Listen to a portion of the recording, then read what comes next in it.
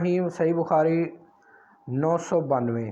حضرت ابن عباس عبداللہ بن عباس رضی اللہ تعالیٰ عنہ سے روایت ہے، انہوں نے اپنی خالہ ام المومنین حضرت میمونہ رضی اللہ تعالیٰ عنہ کے ہاں رات بسر کی۔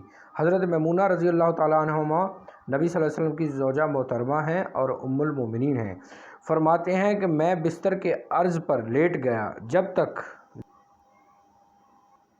رسول اللہ صلی اللہ علیہ وسلم اور آپ کی اہلیہ محترمہ اس کے طول میں محور استراحت ہوئے۔ آپ آدھی یا اس کے لگ بھگ رات تک سوئے، پھر جب بیدار ہوئے تو چہرہ پر ہاتھ پھیر کر نیند کے اثرات دور کیے۔ اس کے بعد آپ نے سورہ آل عمران کی 10 آیات تلاوت فرمائیں، پھر آپ پانی سے بھری ہوئی آویزاں پرانی مشق کی طرف آئے، اس سے اچھی طرح وضو کیا اور نماز کے لیے کھڑے ہو گئے۔ میں بھی اسی طرح کرتا ہوا آپ کے پہلو میں جا کھڑا ہوا۔ سبحان اللہ۔